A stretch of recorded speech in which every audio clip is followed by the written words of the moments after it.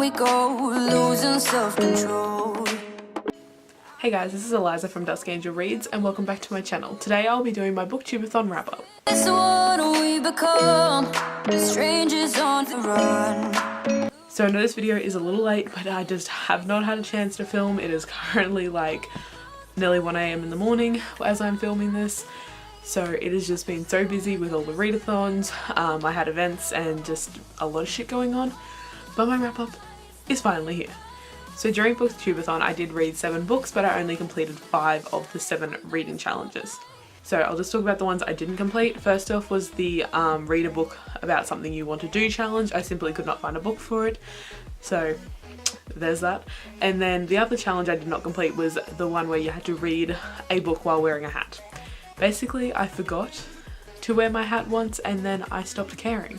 If you saw my TBR or my reading vlogs or my blog post, you'll know that I didn't really care for this challenge because it didn't actually challenge you to read something. All it did was challenge you to put a hat on your head. Which, yeah, I don't see how that's a reading challenge. Now, I have done mini reviews for every single one of the books I'm about to talk about. I'll leave a link to my blog post below where I talk about all these books. So moving on to the challenges I did complete. First off, the first challenge was let a coin toss decide your first read. And for this one, it didn't exactly go as planned. I tossed a coin, I got The Dragonette Prophecy by Tui T. Sutherland. I started listening to it. It was just a bit too childish for my liking and I DNF'd it. So then I decided to just pick up the other option for the coin toss. So I did the coin toss, I just didn't read that book because it just wasn't for me. So I ended up reading The Island of Dr. Libris by Chris Grabenstein, which was my other option for that one. So for The Island of Dr. Libris, I did enjoy it. I rated it 4 stars. I liked the world. It was a really fun book. I love that like the main theme of the book is books coming to life, and that was quite amusing. But my main gripe with this book was the way that they handled the parents separating. They kind of had this subplot going of the parents of the main character were separating, and I just do not like how that was handled. Basically it gave the message was if you push hard enough then your parents will magically discover that they are actually still in love and won't separate, which, you know, usually isn't the case if parents are separating or just people are separating from a relationship. Coming from a divorced family, not generally the case.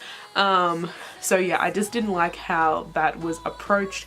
I think this book could have been a really good representation of separating parents, and it may have helped like the reader, if they were going through this, to see how the main character dealt with it and how that all went about, just to kind of help them understand it, how to help them get through it. But that was not the case at all.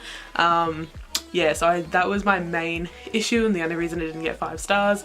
I don't think that subplot was needed at all. If they just wanted the parents to be together, they should have just made them together from the start, or made it a book that actually had a good message.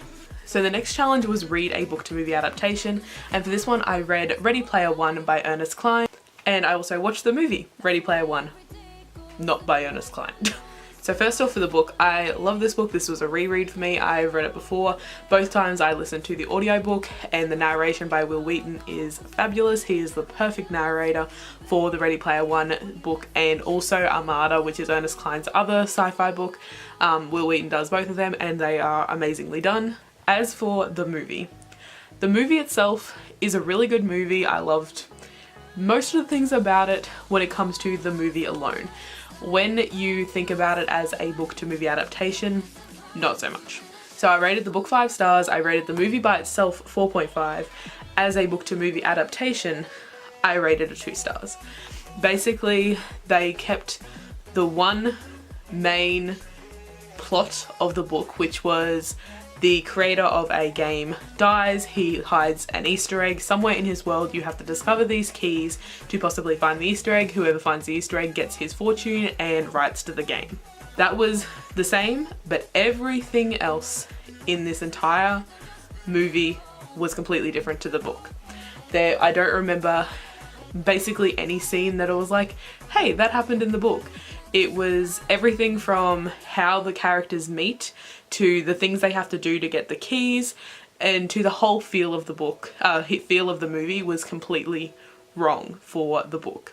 In the book, there is a lot of themes about 80s pop culture. The creator of the game grew up in the 80s and he was obsessed with the 80s. It had that real vintage theme to it, and there was a huge theme about vintage video games, like arcade games. We saw one arcade game in this entire movie. That was right at the end, and there was, I think, I counted 4 that I can remember. 4 references to the 80s. We had the Back to the Future car, which was never actually spoken about, but you see him driving the DeLorean. If you know what the DeLorean is, then you'll know. If not, then you probably won't. There is Godzilla, King Kong, and The Shining movie, the horror movie. So those were the 4 references to the 80s. However, the only one that I remember being mentioned in the book is the Back to the Future, because he does talk about Back to the Future at one point. But that was the only one that was similar. I do not remember The Shining being mentioned in the book, but it was a big part of one of the tasks in the movie.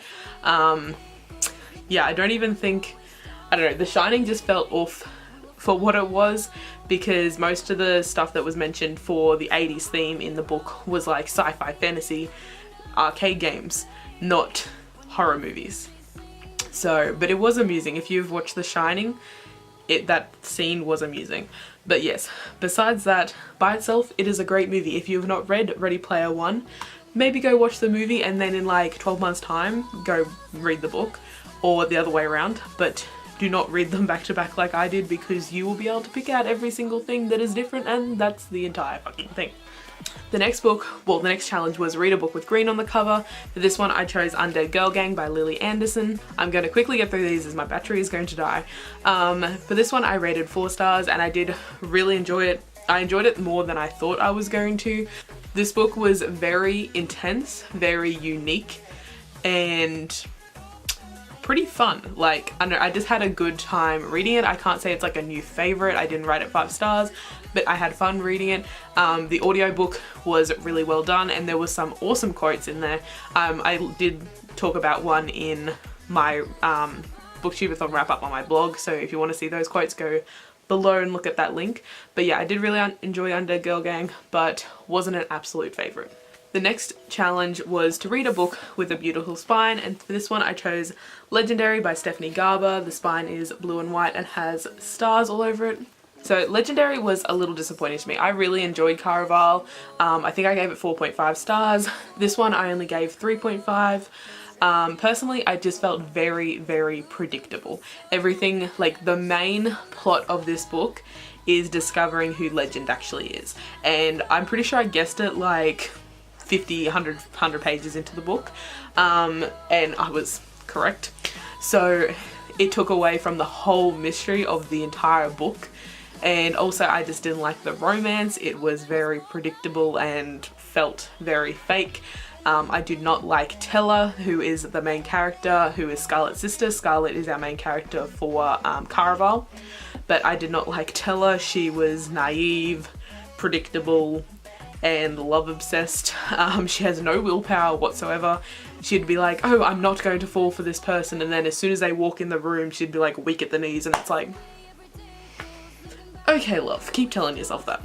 So yeah, honestly, I did not enjoy this one as much as I hoped, and I did not enjoy it as much as Caraval, but yeah, there's no but. I don't know what else to say about this. So the next challenge was to read 7 books, so I had to read 3 others because I didn't complete 2 challenges, and there's always just an empty space to make a 7th book.